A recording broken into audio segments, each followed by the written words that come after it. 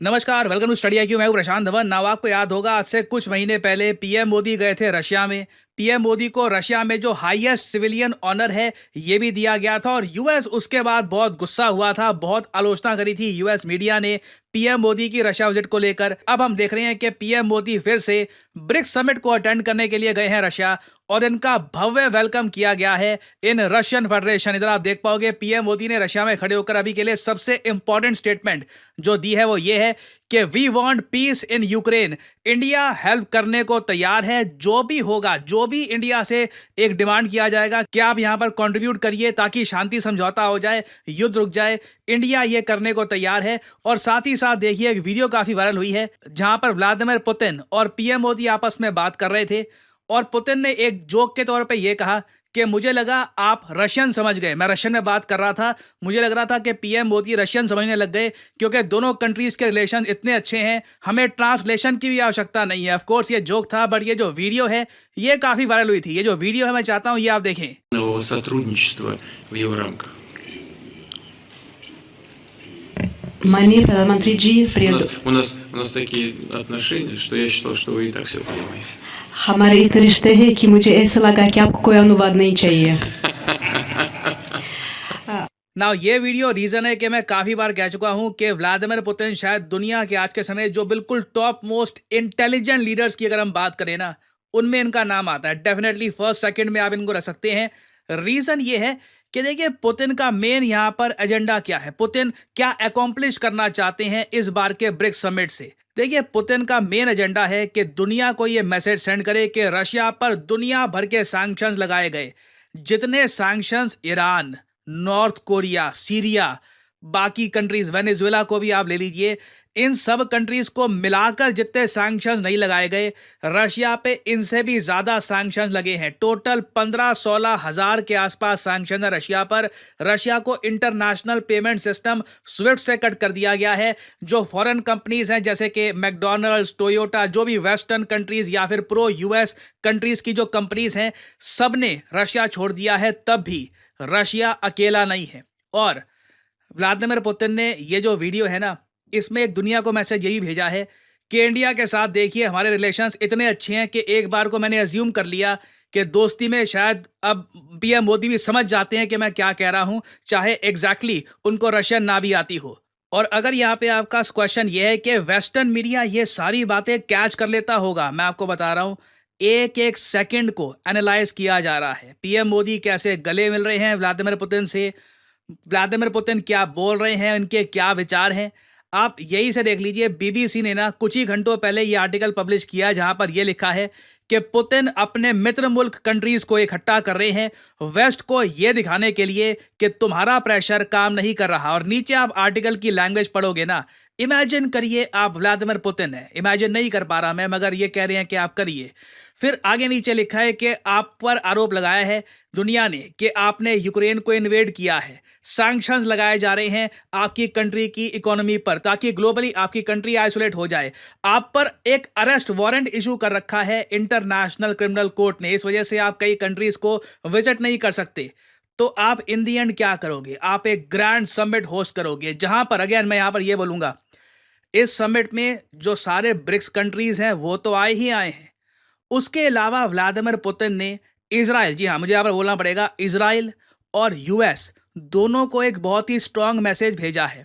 और ये मैसेज इन फोटोज में आप देख पाओगे।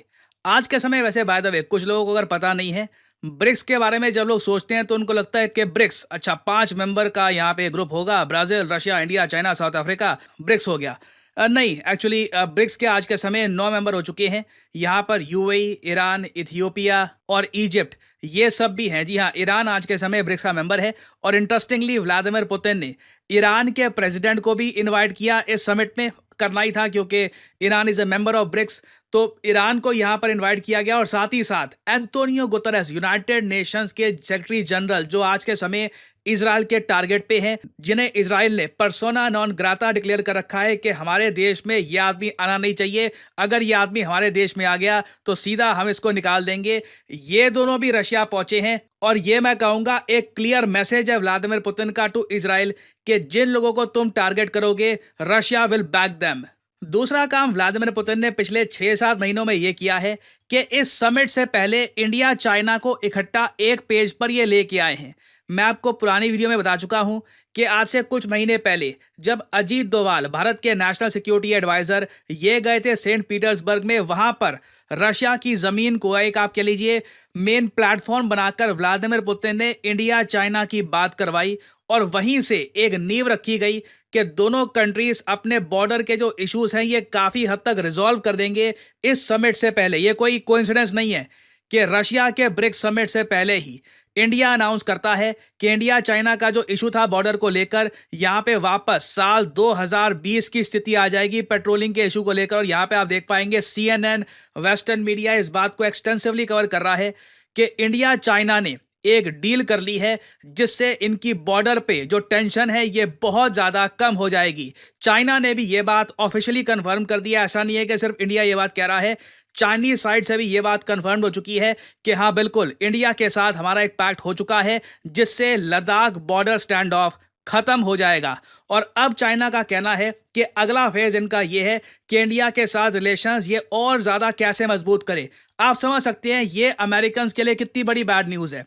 यहां पर ऐसा नहीं है कि किसी के प्रति आप क्रिटिकल होकर सोच रहे हैं, आप एक प्रॉपर लॉजिक भी यूज करें ना कि आप अगर यूएस की जगह खुद होते, आपके लिए ड्रीम सिनेरियो होता कि इंडिया चाइना के बीच में टेंशन बनी रहे और इंडिया हमेशा डिपेंडेंट रहे यूएस पर, वेस्टर्न कंट्रीज पर। ये सारा जो आप कह लीजिए एक एज मिला था यूएस को, ये डिस्ट्रॉय हो चुका है। और अगर इंडिया चाइना के रिलेशंस आने वाले कुछ सालों में इंप्रूव होते हैं ना, आप देखेंगे इंडिया प्रॉपर जवाब दे पाएगा वेस्टर्न कंट्रीज को कनाडा के आरोपों का। मैं आपको एक बात बताता हूं, जैसे ही चाइनीज गवर्नमेंट ने यह देखा कि जस्टिन ट्रूडो एक तरीके से हेलबेंट हो चुके हैं इंडिया कनाडा रिलेशंस को डिस्ट्रॉय करने में, और याद रखिएगा अगला G7 समिट कनाडा में ही है, और since India Canada relations destroy हो रहे हैं कहीं ना कहीं इसका negative impact India US relations पर भी आ रहा है।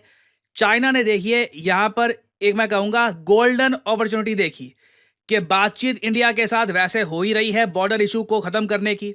ये गोल्डन अपॉर्चुनिटी है कि जब वेस्टर्न कंट्रीज बिल्कुल इंडिया पे दबाव डाल रही हैं, इसी वक्त इंडिया के साथ जो अपना इशू है बॉर्डर का ये रिजॉल्व कर लेते हैं। इससे एक बहुत स्ट्रांग मैसेज जाएगा कि ब्रिक्स का जो डी डॉलराइजेशन का एजेंडा है ये बिल्कुल स्ट्रांग है, और ब्रिक्स करेंसी जिसके बारे में हो सकता है कि इस समिट में कुछ डेवलपमेंट है। मैं ये नहीं कहूँगा कि व्लादिमीर पुतिन अचानक से नए रंग बिरंगे नोट दिखाएंगे कि देखिए ये ब्रिक्स करेंसी है, आज के बाद हम ये यूज़ करेंगे, ऐसा नहीं होने वाला। धीरे धीरे इसमें प्रोग्रेस होगी। इस समिट में डेफिनेटली एक नींव रखी जाएगी कि ब्रिक्स करेंसी अगर बनेगी तो इसका फाउंडेशन क्या होगा, ये इस करेंसी की वैल्यू कहाँ से आएगी, क्या गोल्ड से आएगी, बाकी जो कंट्रीज हैं इनके रिजर्व से आएगी, क्या लैंड से आएगी। लैंड भी एक पॉसिबिलिटी हो सकता है, क्योंकि जब आप एक करेंसी बनाते हो तो कहीं ना कहीं उसको एक बैकिंग मिलनी चाहिए इंटरनेशनल ट्रेड में, क्या उसका यूज होगा या नहीं होगा ये भी देखना होगा। सो अगेन ये समिट एक बहुत ज्यादा अच्छे समय पे आया है। कनाडा को भी एक प्रॉपर जवाब मिल रहा है कि इनके एक्शंस का क्या रिएक्शन होगा। आई कैन इमेजिन अमेरिकन इस वक्त जस्टिन ट्रूडो को लेकर बहुत फ्रस्ट्रेटेड होंगे, क्योंकि कनाडा ने ना लिटरली इंडिया को एक दुश्मन ही मान लिया था। इधर आप देख पाओगे आर्टिकल, ये जून 2024 का आर्टिकल है। कनाडा ने उस वक्त इंडिया को सेकंड लार्जेस्ट फॉरेन थ्रेट बता दिया था कि इनकी डेमोक्रेसी को सबसे बड़ा थ्रेट आज के समय इंडिया से है। Russia third spot pay slip हो चुका था। यूएस ने भी देखिए बिल्कुल विकास यादव पर आरोप लगाए हैं, उनको मोस्ट वांटेड डिक्लेयर कर दिया है, बट अभी तक आप देखोगे जो बाइडन ने ऐसी कोई भाषा यूज नहीं करी जैसी जस्टिन ट्रूडो ने यूज करी है। जस्टिन ट्रूडो ने लिटरली इंडिया और कनाडा के रिलेशंस को डिस्ट्रॉय ही कर दिया है। तो देखिए बिल्कुल जो जस्टिन ट्रूडो का ब्लंडर है, व्लादिमीर पुतिन जैसे टफ जियोपॉलिटिकल प्लेयर इस ब्लंडर को जाने नहीं देंगे। डेफिनेटली इस समिट में बहुत सी मेजर डेवलपमेंट्स आएंगी। कोई बड़ी बात नहीं है कि कहीं ना कहीं कनाडा का डायरेक्टली या फिर इनडायरेक्टली मेंशन भी किया जाए। तो इस टॉपिक से रिलेटेड कुछ डेवलपमेंट्स आती है, मैं आपके लिए बाद में अपडेटेड वीडियोस लाता रहूंगा। और फाइनली यहाँ पे मैं आप लोगों से एक सवाल पूछूंगा कि हाल ही में किस कंट्री के साथ इंडिया ने नसीम अल बहर नाम की नेवल एक्सरसाइज कंडक्ट करी है। इंडिया का एक बहुत ही इंपॉर्टेंट फ्रेंडली कंट्री है ये। बताइए किस कंट्री के साथ इंडिया ने ये युद्ध अभ्यास किया है। ये हैं यहाँ पे आपकी ऑप्शंस, UAE, ओमान, ईरान या फिर कतर। नसीम अल बहर आज के समय देखिए UPSC SSC हर एग्जाम्स में ऐसे क्वेश्चंस कॉमन हो रहे हैं, तो you need to remember all these names. बताइए किस कंट्री के साथ इंडिया ने करा है ये युद्धाभ्यास। जो लोग देंगे सही आंसर उनकी कमेंट को मैं हार्ट दे दूंगा ताकि बाकी लोग समझ पाएं कि सही आंसर क्या है। और हेलो दोस्तों, कैसे हैं आप? नमस्ते, सत श्री अकाल, आदाब।